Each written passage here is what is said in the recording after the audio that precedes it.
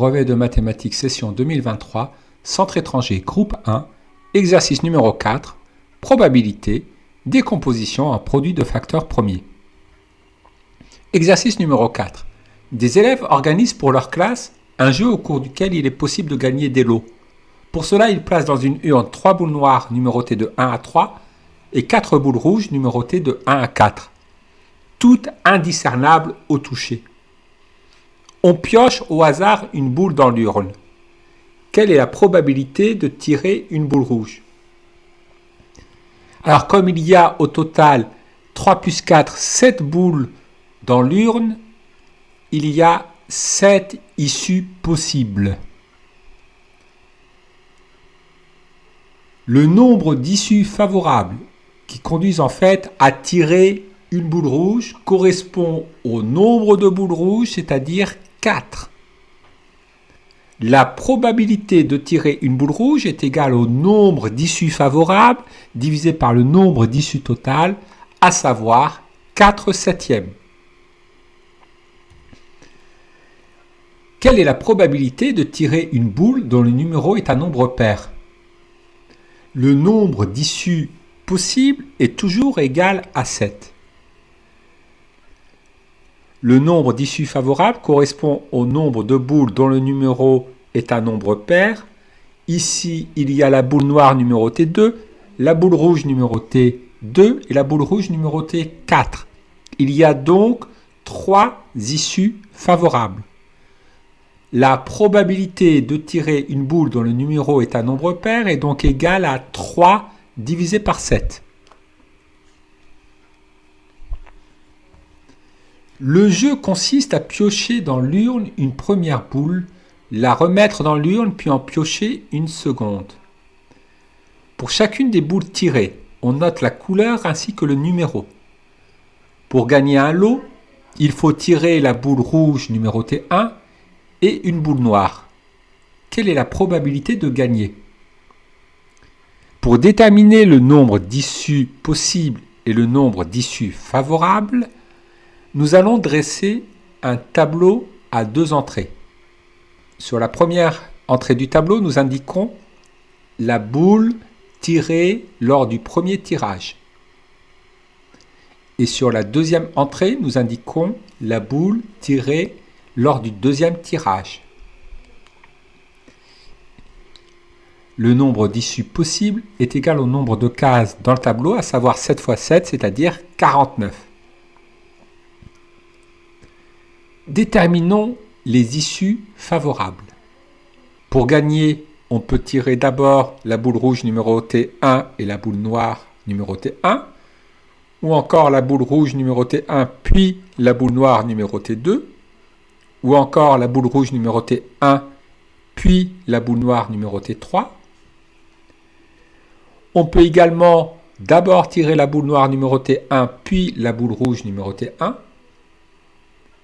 ou tirer d'abord la boule noire numérotée 2 puis la boule rouge numérotée 1, ou encore tirer la boule noire numérotée 3 puis la boule rouge numérotée 1. Il y a au total 6 issues favorables. Le nombre d'issues favorables est égal à 6. Le nombre d'issues totales est égal à 49. La probabilité de tirer la boule rouge numérotée 1 et une boule noire est donc égale à 6 divisé par 49. Partie B. Constitution des lots.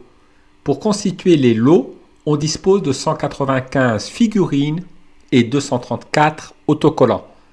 Chaque lot sera composé de figurines ainsi que d'autocollants.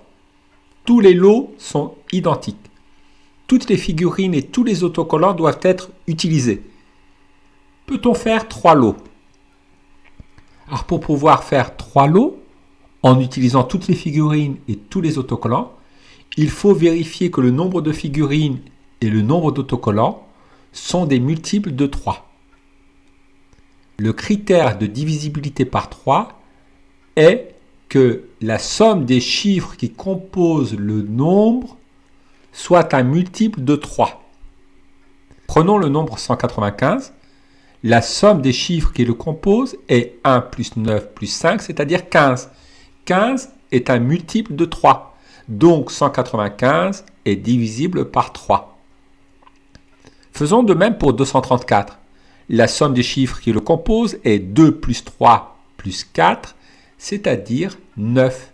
9 est un multiple de 3. 234 est divisible par 3. 195 étant divisible par 3, 234 étant divisible par 3, nous pouvons donc constituer 3 lots. Décomposer 195 en produit de facteurs premiers. Les premiers nombres premiers sont 1, 2, 3, 5, 7, 11, 13, 17, 19. 195 n'est pas divisible par 2 puisqu'il ne se finit pas par un chiffre pair. Voyons s'il est divisible par 3. La somme des chiffres qui le composent est égale à 15. 15 est un multiple de 3, donc 195 est divisible par 3. 195 divisé par 3, cela nous donne 65. Vérifions si 65 est divisible par 3. 6 plus 5, cela fait 11. 11 n'est pas un multiple de 3. 65 n'est pas divisible par 3. Vérifions si 65 est divisible par 5. 65 se finit par le chiffre 5. 65 est donc divisible par 5. 65 divisé par 5, cela nous donne 13. Or, 13 est un nombre premier. 13 divisé par 13, cela nous donne 1. 195 s'écrit donc 3 fois 5 fois 13. Sachant que la décomposition en produit de facteurs premiers de 234 est 2 multiplié par 3 puissance 2 multiplié par 13, combien de lots peut-on constituer au maximum? Reprenons la décomposition en produit de facteurs premiers de 234 et 295. Cherchons le plus grand commun diviseur. Pour cela, nous allons chercher les facteurs premiers communs aux deux décompositions.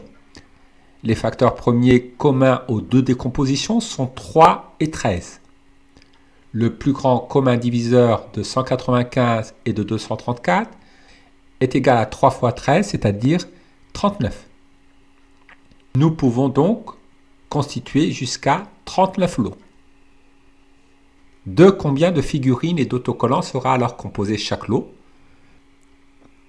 Chaque lot sera constitué de 195 divisé par 39, c'est-à-dire 195 divisé par 3 fois 13, c'est-à-dire 5 figurines.